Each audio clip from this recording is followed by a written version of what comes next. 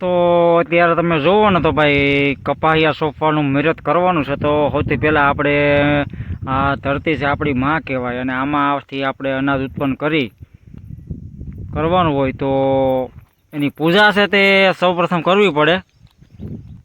તો પૂજા કરવા માટે હું પપ્પા આવી ગયા છે ને ઈશાનીબેનને પણ સાથે લેવા છે. તો આજે કપાસિયા સોંપવાનું મુહૂર્ત છે.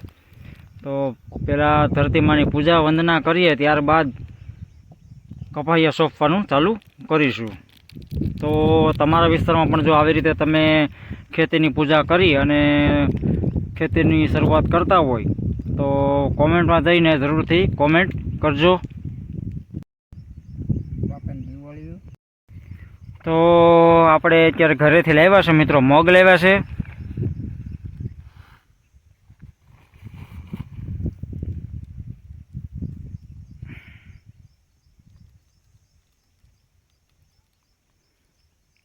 અમે તો ભાઈ આવી રીતે ખેતીની પૂજા કરીએ છીએ, ત્યાર પછી જ મુહૂર્ત કરવાનું છે બધું આપણે.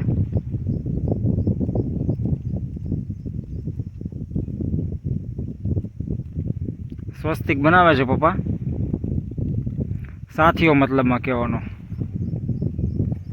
તો આવો સાથીઓ બનાવ્યો છે અહીંયા પપ્પાએ. અને હવે બીજું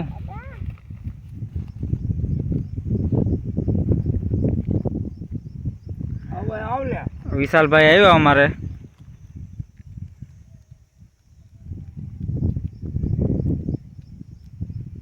ભાઈ હે શરૂ કરવું આજ કરવું ને મારે કાલથી કરવું.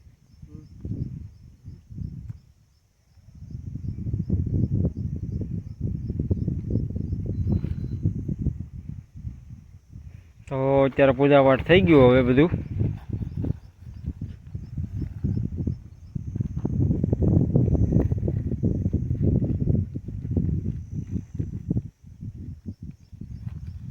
હવે ચોખા વધાવી લઈએ.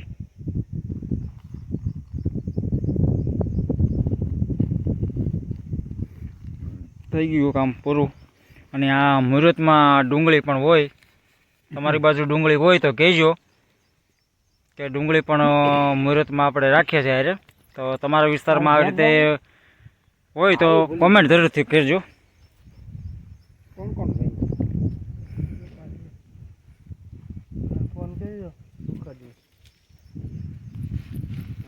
અહીંથી શરૂઆત કરવાની છે હવે કપાસની.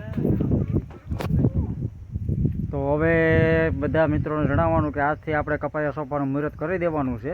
અત્યારે દાળિયા નથી, પણ આજે જેટલો પણ સોંપાય એટલો સોંપવાનો છે. અને આવતીકાલે દાળિયા છે, તો દાળિયા આવશે તો એ પ્રમાણે આપણે આગળ કામ વધારવાનું છે. બે ખેતરમાં માટે બિયારણ પણ આપણે સંપૂર્ણપણે લેવાઈ ગયું છે. જે અજુબા 5G 3 થેલી લાવ્યા છે, એક બોક્સર લાવ્યા છે અને એક F4 લાવ્યા છે નવો વખતે. એટલે ટોટલ 5 થેલી બિયારણ લાવ્યા છે. પછી જે ઘટે ને એ ત્યાર પછી લાવવાનું છે, પણ અત્યારે એટલી થેલી લાવીએ અને સોંપી દઈએ. પછી ભગવાન જેવી મરજી એ પ્રમાણે વરસાદ સારો થાય તો બિયારણ સારું ઉગી જાય તો વાંધો ન આવે. બાકી દર વખતેની જેમ થાય તો દર વખતે જેમ આપણે વધારે બિયારણ લાવવું પડે, ક્યાંક વૈયા જાય, પાછા સોંપવા પડે, 2-4 વાર સોંપીએ જ્યારે માંડ એકવાર ઉગે એવી પરિસ્થિતિ થાય. પણ આ વખતે એવી આશા રાખીએ અને ઉપરવાળાને અરજી કરીએ કે મારા નાથ મહારાજ કે આ વખતે એક વખતમાં કપાસિયા બધા ઉગી જાય અને સારા મારો વરસાદ થઈ જાય તો જે આખા જગતનું પેટ ભરે છે ને એને દુઃખી ન રહેવું પડે. તો ભાઈ અત્યારે શરૂઆત થઈ ગઈ છે. આ જો પૂજા પાઠના દર્શનો તમને બતાવું છું. હવે શરૂઆત કરી દઈએ, એ પણ તમને બતાવીશ. તો ભાઈ આવી રીતે આપણે જો કપાસિયા સોંપવાનું ચાલુ છે, બરાબર. અને પપ્પા પણ જો સોંપતા આવે છે અને આપણે પણ ચાલુ જ છે અહીંયા કપાસિયા સોંપવાનું. ધીમે ધીમે સોંપીએ છીએ, બરાબર. આ પપ્પાએ બાજુનો હરો લીધો અને આ હરો છે એ મારો સોંપવાનું છે. આ 4 વીઘાની કટકી છે આપણી, બરાબર. ત્યાર પછી ઓલી 3 વીઘાની કટકીમાં પણ સોંપવાના બાકી રહેશે. પહેલાં આ કામ પતાવી દઈએ. આજ માટે આમ 2 જ છે, આવતીકાલથી દાળિયા થઈ જાય એટલે સોંપાઈ જાય.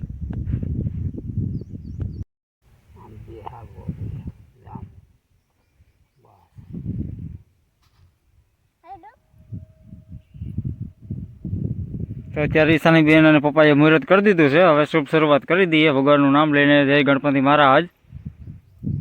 બાગે જો હવે પપ્પા સોંપે છે કપાહિયા. બાગે રે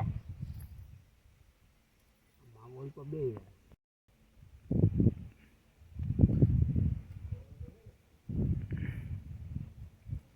તો આવી રીતે અમે ખાલી કપાહિયા એને બુડાડતા જઈએ અને સોંપતા જઈએ. જુઓ તમે. અને પપ્પા બહુ ઊંડા નહીં નાખવાના હે? તો આવી રીતે તમે જુઓ ભાઈઓ, આપણે કપાહિયા સોંપીએ છીએ.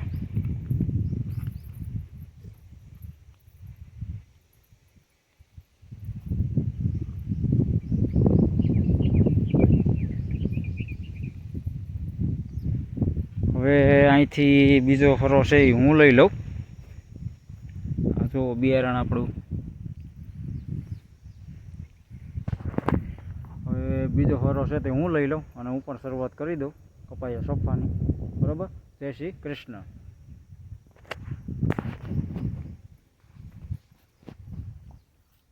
તો જોઈ લ્યો, અહીંયા થાય આપણો બીજો ફરો. તો આ છે લ્યો આપણે કપાયું લીધો એક. અને પપ્પા કહે એમ કે આ ધાર છે ને આને ખાલી આમ ઉડાડતો જવાનો છે.